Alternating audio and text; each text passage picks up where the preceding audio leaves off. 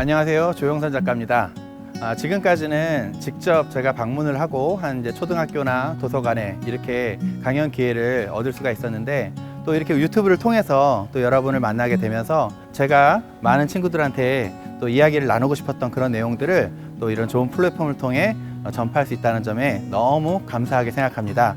여러분들을 직접 만나게 되는 또 그런 상황도 또 선생님이 기대를 해보면서 이 시간에 또 선생님이 준비한 이 강연이 여러분에게 큰 도움이 되었으면 좋겠습니다. 감사합니다. 네, 안녕하세요. 원평중학생 우리 학생 여러분, 조영선 작가라고 합니다. 오늘 여러분과 함께 나누고 싶었던 이야기는 과학의 이야기를 더하다, 만화 창의융합이라는 주제로 선생님이 준비를 해봤습니다. 만화 하면은 여러분이 만화 재밌겠다 이런 생각 들고, 과학, 이야기 이런 단어는 익숙한데 창의융합이라는 단어가 여러분한테는 좀 어때요? 익숙하게 들리나요? 좀 어렵게 들리나요? 조금은 어렵게 들리죠. 뭔가 한자어가 많이 들어가면 우리는 좀 어렵게 들립니다. 그런데 알고 보면은 이런 게 창의융합이구나, 우리는 이미 이런 창의융합이라는 걸 다 경험하며 살고 있구나, 생각보다 쉽네 라는 마음이 선생님 수업이 끝나는 때 들게 될 겁니다. 여러분이 오늘 수업을 듣는 것이 학교에서 배우는 공부의 연장이다라는 생각보다는 뭔가 재미있는 작가님의 한 이야기, 재미있는 이야기를 듣는 그런 시간이라고 생각하면은 조금 더 이 시간이 재미있게 느껴지지 않을까 생각이 됩니다. 자, 그러면 한번 시작해 보도록 하겠습니다. 그런데 여러분, 혹시 꿈과 비전의 차이를 아는 친구 있나요? 꿈과 비전은 넓은 의미에선 목표예요. 앞으로 내가 무엇이 되어야 될 것인가 하는 목표인데, 꿈은 누구나 그냥 생각해 볼 수 있는 것들. 그냥 뭔가 어렸을 때 전 대통령이 되고 싶어요. 왜 되고 싶어? 하면은 그래도 나라를 통치하고 가장 높은 데 있잖아요. 요 정도. 경찰이 되고 싶어요 하면은 뭔가 용감하고 멋지잖아요. 나쁜 사람들을 잡잖아요. 그렇죠? 하지만 그런 꿈이 구체적으로 내가 반드시 그렇게 될 거야, 그렇게 되고 싶어, 그것이 되고 싶어, 노력하고 있어 라고 얘기를 물어본다면 또 다른 문제죠. 그런데 만약 여러분이 생각한 자기의 장래 목표가 있는데 그것을 위해 지금 여러분이 조금이라도 더 노력을 하고 있고, 그리고 정말 난 그렇게 될 수 있을 거라는 생각으로 그 꿈을 꾸고 있다면은 그거는 꿈이 아니라 비전이라고 얘기를 하는 겁니다. 선생님은 이 당시에는 꿈처럼 여겼죠. 꿈. 저렇게 멋진 감독처럼 되고 싶다, 작가가 되고 싶다, 이런 생각을 했었던 때가 있었습니다.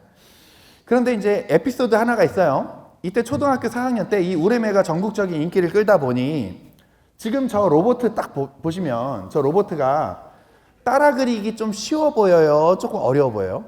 그렇죠. 굉장히 어려워 보입니다. 사실 태권브이 이런 거는 그래도 좀 따라 그리기가 그렇게 어렵지 않은데, 저 우레메는 좀 따라 그리기가 어려워 보여요. 얼굴이 약간 인간형 얼굴이고. 그런데 놀랍게도 선생님이 4학년 때 한 반에 있는 인원이 한 50명 정도 됐어요. 한 반에 50명. 대단하죠. 그런데 그 중에 한 명이 그림 천재가 있었던 거예요. 초등학교 4학년임에도 불구하고 저 우레메를 눈으로 다른 어떤 거 보지도 않고 쓱쓱쓱쓱 한 1분 만에 그려내는 친구예요. 그러니까 그 친구가 딱 연습장, 빈 종이를 딱 꺼내는 순간 우리 학생들이 그 줄을 쫙 씁니다. 그 친구 책상에. 왜 줄을 쓸까요? 그림 받고 싶으니까. 선생님도 그거 보자마자 나도 그림 받아야지 하고 가서 섰는데 너 뒤늦게 가는 바람에 맨 뒷줄에 서게 된 거예요. 그래서 앞 사람부터 한 명씩 이제 그림 받으면서 고마워 막 가고, 또 고마워 그러고 이제 가고, 점점 줄이 줄어서 드디어 꽤 오래 기다렸죠. 그래도 그림 그리는데 시간이 많이 걸리니까. 드디어 선생님 차례가 딱 됐는데 그 친구가 갑자기 그 종이를 딱 닫아버리는 거예요. 나 한 명 남았는데. 그래가지고 이제 물어봤어요. 왜 그래? 그랬더니 나 오늘 그만 그리려고 이러는 거예요. 근데 생각해 보면은 제가 돈을 주고 사는 것도 아니고 맡겨놓은 것도 아니잖아요. 근데 그 친구가 피곤해서 못 그리겠다는데 제가 뭐라 그럴 수는 없죠. 그래서 이렇게 얘기했습니다. 그러면 다음에 너가 다시 그림을 그릴 때 날 1번으로 세워줘, 이렇게 얘기했어요. 이 정도는 얘기할 만하죠. 오래 기다렸으니까 다음에 네가 그림 그릴 때 나를 1번으로 세워줘. 그런데 그 친구가 내가 왜 그래야 되는데, 내 맘이지, 그러면서 탁 나가버리는 거예요. 그때 여러분이라면 마음이 어땠을까요? 짜증나겠죠. 선생님은 막 화가 나고 짜증나는 거를 넘어서 뭔가 창피했어요. 이 그림 하나가 뭐라고 내가 이렇게까지 오랫동안 기다렸고 이런 수모를 당하지? 그때 그 4학년이었으니까 수모라는 말까지 기억을 못했겠지만 굉장히 기분이 안 좋았겠죠. 그러면서 들었던 생각이 뭐냐면은, 아니 이 우레메 그림, 뭐 이 정도 그림 나도 내가 그리고 말지, 이런 생각이 딱 들었던 거예요. 그래서 우레메가 그려져 있는 책받침을 옆에 놓고 쉬는 시간에 그림을 따라 그리기 시작했습니다. 그런데 생각보다 그림이 잘 따라 그려지는 듯한 느낌이 드는 거예요. 이거 괜찮네, 나도 그림 좀 재능이 있나? 그러면서 다 그려놓고 딱 보니까 그림이 잘 그려졌을까요? 못 그려졌을까요? 못 그려진 거예요. 처음 보고 그린 그림이 잘 그려질 리가 없겠죠. 그릴 때는 몰랐는데 다 그려놓고 보니까 막 좌우 밸런스가 하나도 안 맞고, 머리는 크고 막 다리는 조그맣고, 한쪽 손은 크고 한쪽 손은 조그맣고 이상한 거예요. 그래서 누가 볼까 창피해서 막 구겼어요. 막 구겨가지고 엄청 잘 구겨가지고 쓰레기통에다 버렸습니다. 그런데 그 과정을 계속 지켜보고 있던 친구가 있었던 거예요. 그러면서 그 쓰레기통으로 가서 그걸 꺼내는 겁니다. 그러면서 막 펴보는 거예요. 그러니까 옆에서 선생님은 저걸 왜 펴봐 하면서 좀 창피해가지고 이러고 있는데, 너무 잘 구겼는지 이게 잘 안 보이는지 막 거울에도 비춰보고 막 펴보더니 결국 선생님한테 오더니 이렇게 얘기를 합니다. 야, 선생님 이름이 조영선이죠. 영선아, 야 너도 그림 그릴 줄 아네? 그림 좀 그릴 줄 아네? 이러는 거예요. 그러니까 이게 그 친구 눈에는 이게 구겨져 있는 막 잘 안 보이는 부분이 잘 그려졌겠거니 하고 상상을 한 것 같아요. 그러면 선생님이 솔직하게 얘기해야 되잖아요. 그거 이렇게 너무 구겨져 있으니까 잘 그려진 것처럼 보인 것 뿐이지, 사실 잘 펴보면 이상해, 나 원래 그림 못 그려, 이렇게 얘기를 해야 되잖아요. 근데 칭찬을 들으니까 이 기분이 으쓱해진 거예요. 그래서 허세가 발동을 한 겁니다. 뭐 별거 아니더라고 이랬어요. 나도 그림 좀 그려, 이렇게 얘기한 거예요. 그러면 거기서 끝나면 다행인데, 이제 거짓말을 낳고 막 그러게 된다는 얘기가 있잖아요. 거기서 끝난 게 아니라 이 친구 갑자기 그렇지, 그럼 나 우레메 좀 그려줘, 이러는 거예요. 근데 제가 이걸 그릴 줄 아나요? 못 그려요. 그러니까 순간 덜컥하면서 내가 그려줘, 내가 그려주는데 오늘은 내가 시간이 없고 내가 내일 그려줄게. 그러면서 이제 집으로 오는데 발걸음이 이제 급해지는 겁니다. 내가 왜 어쩌자고 그 거짓말을 했지? 나 지금 걔한테 거짓말쟁이 되게 생겼네. 어떡하죠? 집에 오자마자 뭐 했을까요? 그림 그려야죠. 막 그림 그리는데 안 그려져요. 막 급하니까 더 안 그려지죠. 막 짜증나서 막 구겨서 이거 아니야 버리고 또 그리다가 또 이거 아니야 구겨서 또 버리고, 이렇게 한 열 몇 장을 막 구겨 버렸는데 마지막에 그린 그림이 그나마 좀 괜찮아 보여요. 그래서 야, 이거라도 갖다 줘야 되겠다 해가지고 그 한 장을 다음날 그 친구한테 딱 준 겁니다. 그랬더니 그 친구가 그걸 보더니 역시 조영선은 그림을 잘 그려, 이러는 거예요. 그 친구 눈이 별로 안 높았나 봐요. 그 정도 수준 만족했나 봐요. 그래서 선생님, 휴, 다행이다. 와, 내가 해냈구나. 그러면 거기서 끝나면 다행인데 거기서 끝이 아니라 갑자기 이 친구가 그 반 친구들한테 이거 쫙 보여주면서 이거 봐라, 조영선이 그려줬다, 이러는 거예요. 이러니까 여기저기서 나도 그려줘 그러는 거예요. 그때 또 깜짝 놀랐죠. 그래가지고 그 친구한테 그래, 내가 다 그려주지 내가. 그런데 내가 오늘은 시간이 없고 내가 다음에 그려줄게 하고 집에 오자마자 또 뭐 해야 돼요? 그림 그려야 돼요. 내가 왜 어쩌자고 그런 거짓말해서 이 고생을 하느냐 하면서 막 해서 이제 우레메 책받침을 놓고 막 그리는데 이제 기적이 일어나는 겁니다. 이게 거의 한 수십 장을 반복해서 똑같은 걸 그리니까, 여러분 그 영어 단어 안 외워지는 것도 한 10번, 20번, 막 100번 외우다 보면 머릿속에 들어오죠. 그것처럼 이 그림을 계속 반복해서 그리다 보니 안 보고도 그리겠더라고요. 이제 안 보고도 그림이 그려져요. 그리고 제법 괜찮게 그려져요. 그래서 그 그림들을 다음날 친구들한테 나눠줬더니 친구들이 좋아한 겁니다. 와, 내가 해냈구나. 근데 거기서 끝나면 다행인데 거기서 끝이 아니라 이 친구들이 수근수근 되는 거예요. 선생님 반에 그림 천재가 있었다 그랬죠? 그 그림 천재와 조영선 중에 누가 더 그림을 잘 그리냐 하면서 나는 그래도 얘가 더 잘 그려. 난 영선이가 더 잘 그리는 것 같아. 야, 그러면 우리 대결 한번 시켜야 되는 거 아니야? 막 이러면서 대결을 막 시키려고 그러는 거예요. 선생님이 그 그림 천재를 이길 수 있을까요? 못 이겨요. 왜냐하면 선생님이 요 우레메만 그냥 그 주구장창 우레메만 그렸지, 갑자기 그 친구야 우리 새 그리기 할래? 물고기 그리기 할래? 꽃 그리기 할래? 이러면 당연히 못 이겨요. 그러니까 이제 두려운 거예요. 그래서 언제 성사될지 모르는 이 대결을 위해서 다른 친구들은 학교가 끝나면 다 어디 개울 가서 놀고 친구들 뛰어놀고 모래사장 가서 놀고 막 그러는데 선생님은 집에 와서 뭐 했게요? 그림 연습할 수밖에 없는 거예요. 그 언젠가는 있을 그 대결을 위해서 집에 있는 책이란 책은 다 꺼내가지고 그림이란 그림들은 다 놓고 따라 그리기 시작한 겁니다. 물고기면 물고기, 꽃이면 꽃, 막 그림을 그렸어요.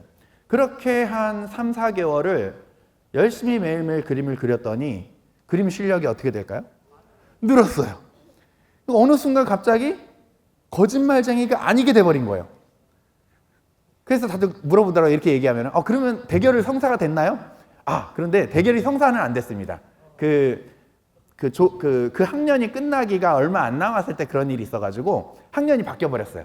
그래서 다음 학년 5학년 올라갔을 땐 선생님이 그 반에서 그림 제일 잘 그린 사람, 그 친구는 또 뭐 그 반에서 제일 잘 그린 사람 됐겠죠.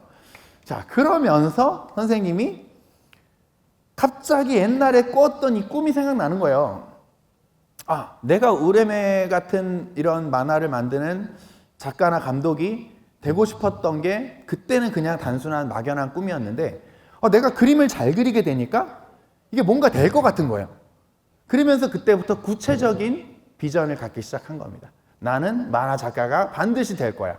그때부터 열심히 했죠. 그래서 뭐 중학교, 고등학교 나오면서 계속 뭐 최고로 그림 잘 그리는 사람에 속하기도 했었어요. 자, 그러다 보니까 선생님은 이제 여기서 꿈을 이루게 된 겁니다. 자, 근데 여기서 한번 생각을 해볼게요. 그 그림을 잘 그렸던 천재가 선생님이 이제 마지막까지 그림을 기다렸다가 딱 그 앞에 섰을 때 그 친구가 야, 영선아, 너 마지막까지 진짜 오래 기다렸지? 너는 특별히 마지막까지 기다렸으니까 내가 더 잘 그려줄게. 그래가지고 줘서 제가 받았다고 생각해 봅시다. 그럼 그때는 그런 상처가 없었겠죠? 그리고 되게 기분이 좋았겠죠? 근데 선생님이 만화가가 될 수 있었을까요? 그게 신기한 일입니다. 그러니까 우리가 사는 삶을 살아가면서 우리에게 좋고 응원되고 막 힘이 되는 그런 일들만 일어나면 우리가 잘 될 것 같잖아요. 근데 생각해보면 그게 아니라는 거예요. 때로는 나에게 질책이 되는 말, 스트레스를 주는 말, 또 내가 상처받는 그런 말들이 나를 발전시키는데 큰 도움이 될 수도 있다. 그러니까 여러분, 뭐 지금까지 오래 산 건 아니지만 혹시 지금 마음에 큰 상처를 입은 친구들도 있을 수도 있고, 그리고 앞으로 또 그런 상처받는 상황이 올 수도 있는 그런 상황이 있는 친구들이 그런 상황이 올지라도 절대 흔들리거나 이것 때문에 내가 쓰러지거나 할 필요가 없습니다. 오히려 이 시련이 나를 더 강하게 만들 거야 라는 마음을 갖는다면 그걸 통해서 여러분이 꿈을 이루는데 큰 도움이 될 거라 생각이 돼요. 자, 그래서 선생님은 그 꿈을 계속해서 뭐 중간 과정은 생략해야 돼요. 이 얘기를 끝까지 하다 보면 몇 시간이 들기 때문에. 자, 그런 중간 과정을 생략하고 선생님이 이제 만화를 하기 위해서 만화 화실이라는 데를 들어갑니다. 왜 선생님이 화실에 들어가냐면 이 당시에는, 지금은 만화 대학도 있고 뭐 만화 학원도 있고 만화를 배우기 위한 여러 가지 상황들이 많이 좋아졌어요. 근데 선생님이 학창 시절 때는 일단 만화 대학이라는 게 없었고 또 만화를 따로 뭐 구체적으로 가르치는 학원 같은 것도 없었어요. 그러다 보니 정식으로 만화가가 되는 과정은 크게 두 가지. 첫 번째는 만화 대회를 나가는 겁니다. 만화 공모전에 나가서 상을 타면 돼요. 근데 만화 공모전이 딱 시작되면은 전국에 한 2,000에서 3,000여 명의 만화가 지망생들이 지원을 합니다. 그러면 그 사람들 다 그림 잘 그려요. 선생님만 잘 그리는 게 아닙니다. 그런데 거기서 상을 타는 사람은 한 5명 정도밖에 안 되는 거예요. 자, 그러면 한 수천 명 되는 학생, 지망생 중에 5명 뽑히는 게 쉬워요, 어려워요? 너무너무 어려운 거예요. 선생님이 몇 번 공모전을 내봤는데 이건 아니다 싶었어요. 그리고 우수상, 상을 탄 사람들의 작품을 봤더니 인정을 하게 돼요. 고개가 끄덕여져요. 이 정도는 해야 만화가가 되는구나. 그럼 오히려 자괴감이 느껴진단 말이에요. 하지만 꿈을 포기할 수는 없었어요. 그래서 선택하는 두 가지 방법이 바로 이미 만화가인 선생님, 저기 이제 주머니에 손 놓고 계신 분이 딱 보면 만화가 선생님 같죠.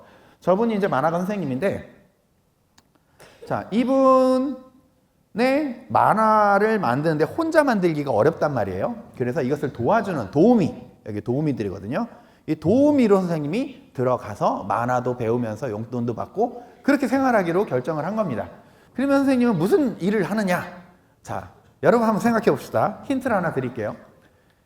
여기서 연필로 그림을 그렸고 지워지지 않는 펜으로 연필 위에 그림을 그리고, 이분이 연필로 배경을 그리고 이분이 지워지지 않는 펜으로 연필선 위에 그림을 그렸어요. 그러면 남은 일이 무엇일까요? 색칠. 색칠은 이 당시에 지금 같은 이런 디지털 기술이 없었기 때문에 색칠은 어려웠고, 자, 연필로 그린 위에 지워지지 않는 펜으로 그림을 그렸다면 뭔가가 없어야 되지 않아요? 연필선이 없어야죠. 맞습니다. 지금은 여러분 그림 그려본 친구는 알겠지만 레이어라는 기능이 있어서 레이어 가장 아래 레이어에다가 대생을 하고 그 위에 레이어를 하나 더 만들어서 펜 터치를 하고 채색을 하면은 나중에 그 연필선 레이어를 없애면 끝이죠. 근데 이 당시에는 디지털이 아니기 때문에 연필을 일일이 지우개로 지워야 됐습니다. 선생님은 여기서 연필선을 열심히 지웠어요. 한 3개월 동안 연필선을 지우니까 늘라는 이 만화 실력은 안 늘고 팔 근육만 늘어나는 겁니다. 그래서 내가 지금 헬스장 온 게 아닌데 왜 이렇게 팔 힘만 좋아지냐. 그 실력이 좋아야 돼. 그림 실력이 좋아져야 되는데. 하지만 선생님은 희망이 있었죠. 자, 그래도 열심히 하다 보면 이 자리에 올라갈 거고, 또 열심히 하다 보면 이 자리에 올라갈 거고, 그러다 보면 또 이 자리에 올라와서 결국 선생님 같이 만화를 낼 수 있는 사람이 되겠지라는 마음으로 희망을 팍 품었습니다. 그런데 우리나라에 굉장히 큰 경제 위기가 닥쳐요. 때는 1998년 하면은 딱 나오는 게 있죠? IMF. 여기 역사를 잘 아는 친구들은 알 겁니다. IMF 사태가 터졌는데 쉽게 말해 이거죠. 나라가 가난해진 거죠. 나라에 돈이 없는 거예요. 그럼 당연히 그 나라를 구성하고 있는 가게와 기업이 돈이 없어요. 그러면 기업에서 돈이 없으면은 월급을 줄 수 있어요, 없어요? 못 줘요. 그럼 월급 받는 이 직원들을 어떻게 해야 돼요? 한 명, 두 명씩 해고를 할 수밖에 없는 상황이 된 겁니다. 이 선생님도 되게 유명한 선생님이었는데 이분조차도 이 책이 팔리지 않는 거예요. 만화가가 돈을 버는 방법은 책이 많이 팔려야 돼요. 그래야 책에 어느 정도의 그 판매금의 일부를 받게 되는 건데 이게 쓸 돈이 없는데 만화책 보는 사람들이 당연히 없겠죠. 그러니까 이분도 일을 그만뒀어요. 그러면은 나머지 함께 있었던 꿈을 꾸던 만화가 문화생들도 다 뿔뿔이 흩어질 수밖에 없었죠. 선생님도 만화를 하다가 그만두니까 뭘 해야 될지 잘 모르는 거예요. 그래가지고 이제 일용직 막 그런 노동을 많이 했어요. 막 노가다라고 얘기하죠. 막 건설 현장 가가지고 막 도와주기도 하고 이런저런 막 일을 하면서 그 꿈을 놓치고 싶지 않은 마음에 그런 일을 하면서 조금씩 돈을 모았어요. 그런데 다행히도 어떤 일이 벌어졌냐면 학습과 만화가 융합되는 시대가 갑자기 펼쳐진 겁니다. 여러분 혹시 그리스 로마 신화라고 들어봤나요? 홍은영 씨의 만화인데 여러분이 아마 진짜 아기 때나 거의 태어나기 전에 유행을 했었던 그런 책이에요. 그런데 그 홍은영 씨의 그리스 로마 신화가 엄청난 인기입니다. 지금 상상할 수 없을 정도의 엄청난 인기를 구사를 했어요. 그러면 이상하죠? 분명히 IMF라 책을 안 사보는 시대인데 왜 그 그리스 로마 신화가 잘 팔렸냐? 그것은 우리나라 그 부모님들의 교육열이 있습니다. 교육열. 그러니까 그 전까지는 만화는 공부에 방해되고 공부에 도움이 안 되는 그런 존재로 여겨졌었는데 만화로 된 그리스 로마 신화를 본 아이들이 유식하게 막 말을 하는 거예요. 사실 그 그리스 로마 신화라는 게 단순하게 어떤 신이 어떤 일 했고 어떤 신이 어떤 일 했고 이거 외우는 책이 아니라 그 안에 인생이 들어있고 철학이 들어있고 굉장히 역사가 들어있고 섭리가 들어있잖아요. 그러니까 그걸 읽은 아이들이 대화 수준이 달라지니까 이게 부모님들이 그럴 때 경쟁심이 있잖아요. 쟤는 제가 본 책이 뭐라고요? 그리스 로마 신화. 와, 그거 보고 얘가 이렇게 달라졌어? 하는 마음에 입소문이 여기저기 퍼지면서 우리 아이들도 사줘야지, 우리 아이들도 사줘야지 하면서 막 판매가 된 겁니다. 그때 학습 만화 붐이 일어나기 시작한 거예요. 그러니까 출판사에서는 우리도 학습 만화를 만들어야 되겠다. 우리도 학습 만화를 만들어야겠다. 그러니까 만화 만드는 출판사들이 많아지면은 만화가들의 기회가 어떻게 돼요? 훨씬 많아지는 거예요. 드디어 뿔뿔이 흩어져서 일용직 하던 그 만화가들이 돌아오기 시작하는 겁니다. 선생님은 초등학교 4학년 때 비교적 일찍 꿈을 정했잖아요. 비전을 정했잖아요. 그때부터 선생님이 공부를 했을까요? 안 했을까요? 안 했습니다. 선생님 이렇게 멍청한 사람은 아니었어요. 왜냐면은 초등학교 4학년 때까지만 해도 막 수학 경시대회도 나가고 자연과학 경시대회도 나갔습니다. 그런데 4학년 때부터 공부를 안 했어요. 왜 안 했냐면 이런 생각이 드는 거예요. 만화가가 되는데 수학이 무슨 필요가 있고 영어가 무슨 소용이 있어. 이런 생각이 드니까 앞에서 열심히 영어 가르쳐 주시고 수학 가르쳐 주는 선생님이 있을 때는 이 책으로 탁 막아놓고 몰래 그림 그렸어요. 선생님은 그게 잘하는 행동이라 생각했어요. 왜냐면은 내가 이런 시간까지 아껴가면서 그림을 그리면 나는 엄청나게 그림 잘 그리는 만화가가 되겠지라는 생각을 했기 때문이에요. 근데 그 생각이 잘한 행동이었을까요? 못한 행동이었을까요? 여러분의 의견은 어때요? 잘한 것 같아요? 못한 것 같아요? 잘한 것 같죠? 와. 그런데 지금 선생님이 작가가 돼서 그때의 선생님, 어린 시절 선생님을 다시 만약에 타임머신을 타고 만나게 된다면 뒤통수를 때렸을 거예요. 뭐 하는 짓이냐고. 그러면 안 되는 거였어요. 왜냐면은 이 작가라는 것은 그림만 잘 그려서 되는 것이 아니에요. 내가 알고 이해하고 느끼고 판단하고 이런 모든 것들이 다 녹아 있는 거예요.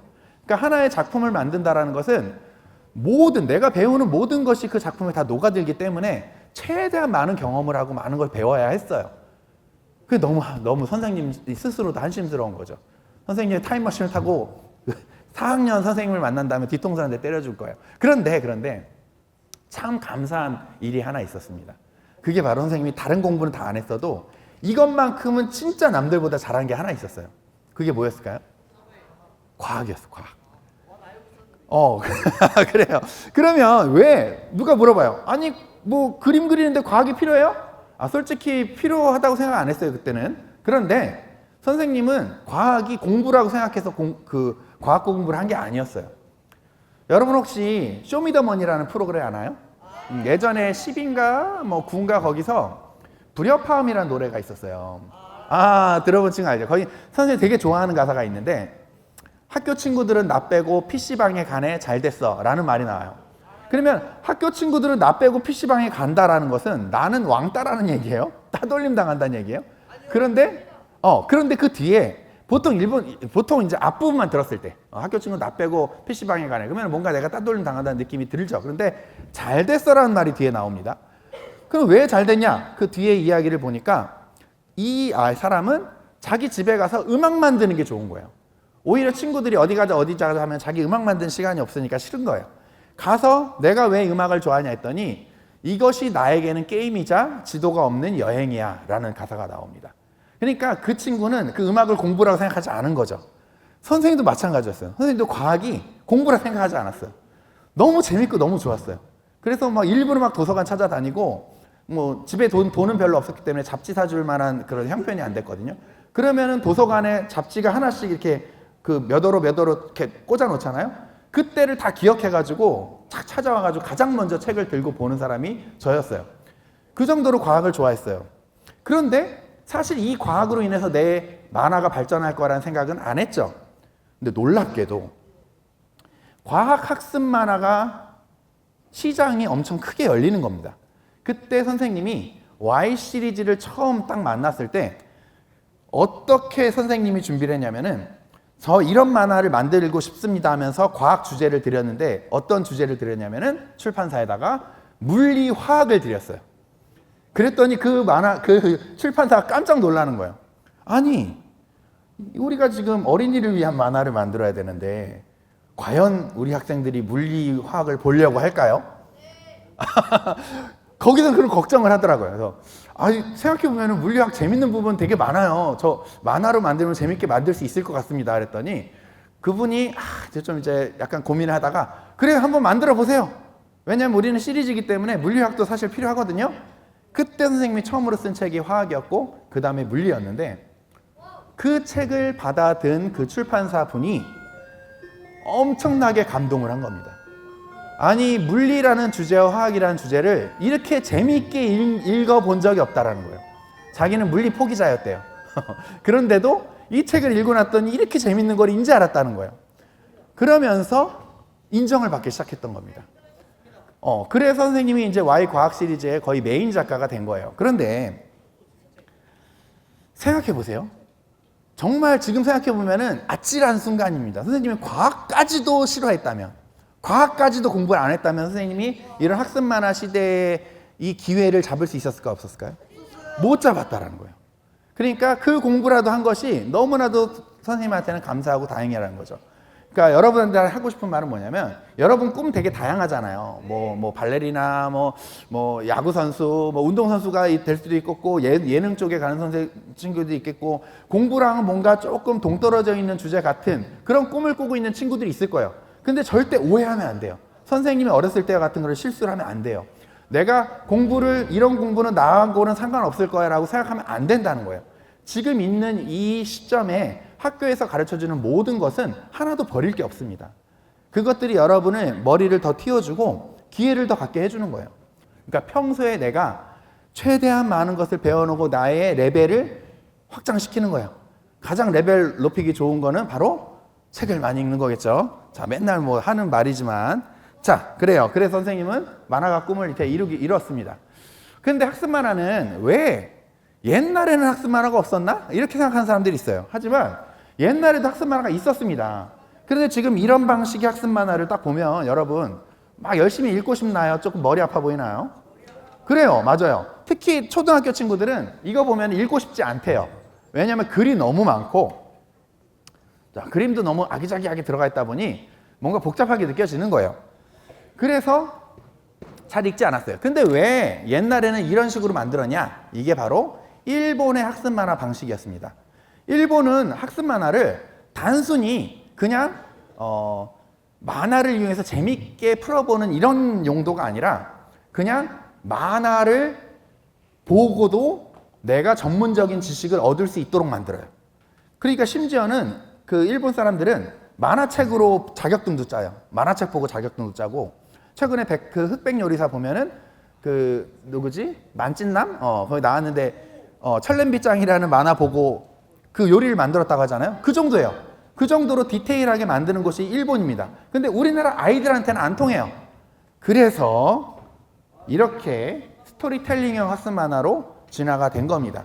이 스토리텔링 학습 만화의 중심에 선생님이 솔직히 있었어요. 선생님 자랑이 돼서 좀 죄송하지만은 왜 그러냐면은 선생님이 이제 그 예림당이라는 곳에서 Y 시리즈를 만들기 시작했을 때 그쪽도 놀란 거예요. 지금까지 학습 만화란 것은 그냥 박사 한 명 캐릭터 그리고 남녀 캐릭터 나와서 박사님 이게 뭐예요? 그러면 알려주고 박사님 이게 뭐예요? 그러면 알려주고 약간 이런 식의 방식이었는데 정말 영화같이 드라마같이 기승전결을 넣을 수 있는 학습 만화를 만들 수 있으리라고는 다들 선입견 때문에 생각을 못하고 있었던 거죠. 근데 하지만 선생님은 충분히 학습 만화도 기승전결 넣고 드라마 영화처럼 만들 수 있어요 라는 자신감이 있었어요. 그래서 이렇게 만들었더니 많은 친구들이 사랑을 해준 거죠. 그래서 참 감사해요. 그러다 보니 다른 작가들, 선생님 혼자서 그 수많은 Y 시리즈 다 쓸 수는 없었겠죠. 그래서 다른 작가들이 들어왔을 때 선생님 책을 항상 샘플로 주면서 이런 방식으로 써주세요 라고 한 겁니다. 그렇게 해서 지금의 Y가 탄생이 된 겁니다. 자, 그런데 지금은 이제 학습 만화의 시대가 좀 저물었어요. 지금은 이제 웹툰의 시대입니다. 이 웹툰만큼은 우리가 일본보다 앞서고 있어요. 자, 이 만화에 대한 인식이 확실히 바뀌었기 때문이에요. 우리나라가 옛날에는 일본을 따라잡지 못했는데 지금은 일본을 따라잡고 있는 가장 큰 이유가 그림을 잘 그려서일까요? 이분들 그림 엄청 잘 그렸습니까? 잘 그렸긴 했지만 선생님이 미학적인 관점에 봤을 때는 좀 단순하고 좀 많이 찌그러져 있는 그런 그림들이에요. 사실 이렇게 생긴 사람이 없잖아요. 솔직히 이렇게 생긴 사람, 딱 똑같이 생긴 사람 이렇게 찾기는 어렵지만 너무 재밌고 너무 이야기를 푸는데 필요한 그런 캐릭터들이에요. 이 그림이 요즘에 굉장히 유명한 그 기안팔사라고 알죠? 그분의 그림입니다. 딱 보기엔 잘 그려 보이는데 선생님의 미학적인 기준으로 봤을 때 인체 비례나 이런 게 많이 어그러져 있어요. 그런데 그게 중요하냐? 안 중요해요. 인체 비례가 맞고 뭐 그림이 정교하고 막 머리카락 한 올 한 올 멋지게 그렸다고 해서 무조건 재밌는 건가요? 아닌 거예요. 그러니까 그림이 중요한 게 아니라 나의 재미있는 생각을 표현할 수 있을 정도의 그림만 나오면 되는 거예요. 그래서 이렇게 그림이 어느 정도 완성도가 그래도 좀 떨어지더라도 충분히 많은 사람들한테 어필만 할 수 있다면, 왜냐하면 옛날에 심사위원들은 몇 명의 심사위원들만 심사를 해가지고 당신은 탈락, 당신은 만화가, 이런 식으로 만화가 됐지만 지금은 그 심사를 하는 사람들이 누구예요? 여러분이 심사를 하는 겁니다. 웹툰을 보는 네티즌들이 심사를 하는 거예요. 그래서 아무리 이렇게 쉽게 그릴 수 있는 그림이라도 재미만 있으면은 유명한 만화가로 등극이 가능한 겁니다. 그러니까 여러분이 혹시 지금 작가를 꿈꾸고 있는 친구들이 있다면은 이 기술적인 부분보다 더 중요한 게, 그러니까 그림 기술적인 부분보다 더 중요한 게 아이디어. 그것이 중요하다라는 걸 생각을 하셨으면 좋겠습니다. 선생님이 이제 마무리를 짓고 싶은데요. 우리 친구들이 요거 한 가지만, 오늘 수업이 여러 가지 잡다하게 있었지만은 한 가지만 기억하면 정말 의미 깊은 시간이 될 거라 생각됩니다. 자, 뭐냐면은 미래의 AI 시대가 되면은 여러분 지금 우리가 하고 있는 직업들 여러 가지 있잖아요. 정말 많은 것들이 사라질 겁니다. 그러니까 지금 여러분 주변에 있는 아버지들이 했었던 그런 직업들이 놀랍게도 많이 사라질 수 있어요. 그러면은 걱정하는 친구들이 굉장히 많이 생깁니다. 그런데 그 중에서도 이제 희망적인 생각을 갖고 있는 과학자들의 한마디가 뭐냐면은 AI가 아무리 발달해도 인간의 특별함을 따라갈 수가 없습니다. 자, 예를 들어서 우사인 볼트가 세운 세계 최고의 100m 기록이 얼마인지 아는 친구 있나요? 네? 얘기해 보세요. 거의 비슷했어요. 9.6이라고 했는데 9.58이에요. 9.58. 맞아요. 근데 이 9.58을 했을 때 사람들이 막 놀라면서 막 박수를 쳐줬잖아요. 그랬더니 갑자기 AI 로봇이 9.58 가지고 내가 한번 떼어볼게요. 그리고 바바박 떼었는데 5초 만에 들어온 거야. 그러면 사람이 그 AI 로봇을 보고 박수를 쳐줄까요? 왜 안 쳐줘요? 더 빨랐는데? 넌 로봇이니까. 넌 AI니까. 여기는 인간의 한계를 극복한 거고 너는 그냥 자동차 같은 기계 장치잖아. 하기 때문에 특별함을 부여해주지 않는 거예요. 우리가 지금 보면은 내가 좋아하는 유튜버들이나 뭐 인플루언서들 그리고 특별하게 생각하는 그런 사람들이 있잖아요. 미래의 시대가 갈수록 뭐 코로나 시대에도 절대 꺾이지 않았던 직업이 바로 그렇게 자신의 특별함을 드러내는 그런 직업들이거든요. 앞으로 여러분이 살아갈 미래에는 자신만의 특별함을 갖고 그것으로 승부를 한다면은 절대 AI한테 밀리지 않는 시대가 될 거라 생각해요. 오히려 그 AI를 나의 꿈을 만들기 위한 도구로 활용할 수가 있는 거예요. 선생님도 요즘에 AI를 많이 활용합니다. 선생님들 나이가 이제 여기 선생님보다 많은 분들 계시면 죄송하지만은 선생님도 이제 오래 작가 생활 하다 보니까 머릿속에 있는 아이디어들이 다 사라졌어요. 그러다 보니까 끄집어내려고 해도 너무 남은 게 없는 거예요. 그때 비서라도 있었으면 하는 마음이 있었던 거예요. 유명한 그 소설 작가들, 드라마 작가들은 그 비서 작가들을 많이 둡니다. 왜 비서 작가들을 두냐면은 아이디어 회의 같은 것도 하고 거기에 좋은 아이디어를 같이 이렇게 그런 의논을 나눌 수가 있는 거예요. 근데 선생님은 혼자니까 힘들었는데 최근에 챗GPT라는 걸 이용해가지고 이렇게 얘기를 한 겁니다.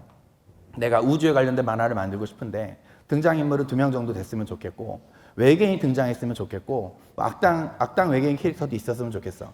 근데 이런 얘기를 진부하니까 조금 독특한 아이디어가 없을까라고 몇 가지 이야기만 제시를 해줘봐 하면은 몇 가지 얘기를 막 제시를 해줍니다. 그러면 챗GPT 잘했어. 내가 이걸 가지고 만화 만들게 하면은 그냥 표절작이 돼버리겠죠. 그건 내가 만든 게 아니겠죠. 하지만 그렇게 만드는 것이 아니라 모티브를 얻어요. 때로는 되게 말도 안 되는 이야기를 얘기를 해줍니다.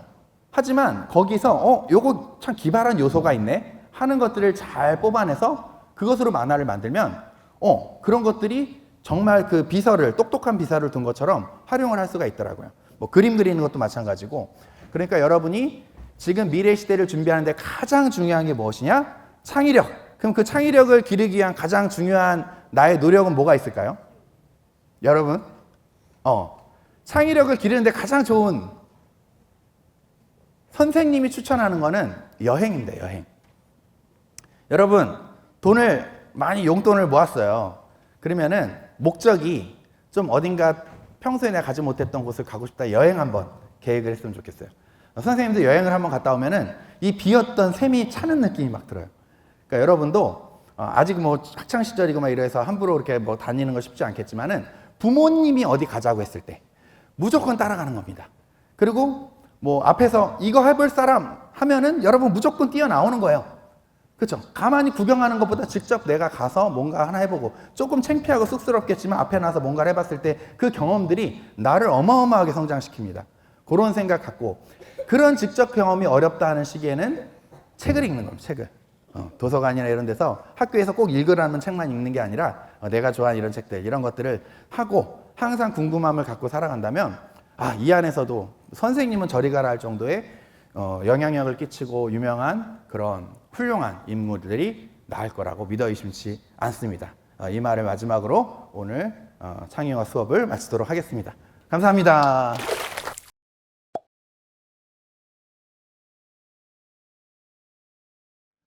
사실 어린 시절의 배움이 다인 것 같아요. 선생님이 생각하는 게 뭐냐면 초등학생 시기까지의 그 경험 있잖아요. 그 경험이 나를 특별하게 만듭니다. 우리나라 교육의 잘못인지도 모르겠지만 선생님은 중학교 때부터 고등학교 때의 과정이 너무 일률적이라고 생각을 했어요. 그래서 거기서는 크게 느낀 것들이 많이 없었는데, 그렇다면 왜 초등학교 때 생각했었던 별거 아닌 상상들을 지금까지 만화에 녹이면서 활동하고 있냐를 생각해 봤더니 자유로움이 있었대요. 자유로움. 그러니까 초등학생 때는 여러분 걱정이 없잖아요. 물론 성적에 걱정을 갖고 있었던 학생들도 있겠지만, 그래서 선생님은 선생님의 아이들한테 성적 신경 쓰지 말라고 그래요. 그냥 네가 최선을 다하면 됐다. 그게 더 무섭긴 하지만 어쨌든 그 아이들이 뛰어놀고 막 여기저기 다니는 걸 좋아해요. 그래서 선생님은 그 체험학습을 많이 시킵니다. 그래서 선생님 강연에 이렇게 많이 다니잖아요. 애들을 많이 데리고 다녀요. 그래서 도서관 같은 데는 직접 함께 강연도 듣게 만들고, 이런 그런 경험들이 사람을 굉장히 발전시키는 것이 있어요. 그래서 선생님이 가장 좋아하는 책 중에 하나가, 선생님한테 누가 이런 질문을 하더라고요. 선생님 수백 권의 책을 썼지만 그 중에 가장 한 권, 원픽이 있다면 어떤 책이에요? 그러면 Y정보통신이라는 책을 얘기하고 싶어요. Y정보통신이라는 책이 선생님한테 왜 중요한 책이냐면은, 선생님이 중학교 1학년 때, 여러분 나이 때죠? 갑자기 재밌는 생각이 드는 거예요. 그래서 그 생각을 막 노트에다가 써놨어요. 그리고 이 글을 나중에 내가 작가가 되면 꼭 이야기로 만들어야지 라는 생각을 써놓은 겁니다. 근데 그게 현재 그 정보통신이라는 Y의 정보통신이라는 책으로 완성이 됐고, 그게 무려 과기부선정 우수도서에 상도 받았어요. 그러니 지금 어른이 돼서 생각했던 그런 이야기보다 어렸을 때의 그 기발했던 생각들이 더 멋지다는 생각을 하게 된 거죠. 선생님과 비슷한 생각을 가지는 피카소인데, 피카소도 이렇게 얘기해요.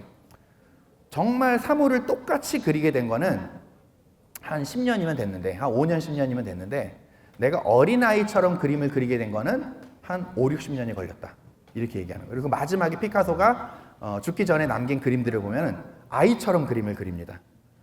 그게 더 특별하다는 거죠. 그게 더 멋지다는 거죠. 그래서 여러분이 지금 시기 있죠. 지금 시기. 이 시기가 황금 같은 시기라는 것을 항상 생각을 하고, 이렇게 얘기하면은 선생님들이 좀 이렇게 안 좋아하실 수도 있는데, 학교 공부에 너무 치중하지 마시고 그리고 이 의미가 뭐냐면, 너무 학교 공부만 하지 말라는 얘기예요. 너무 학교 공부에만 하지 말고 자유스럽게 내가 체험할 수 있는 거, 볼 것들, 그리고 경험들, 막 그런 공모전이나 아니면 댄스 대회, 노래 자랑 대회 이런 데도 막 나가보는 거예요. 이런 경험들을 많이 하면은 좋겠다라는 생각을 해봅니다.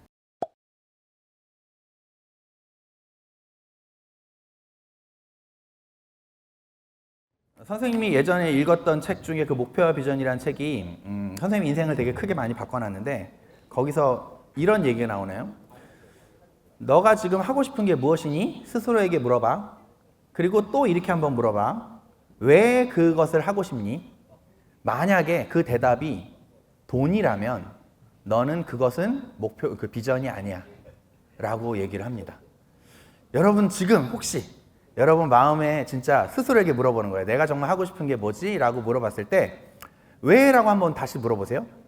그때 내가 이것을 하면 돈을 많이 벌 것 같아, 부유하게 살 것 같아 라는 대답이 나온다.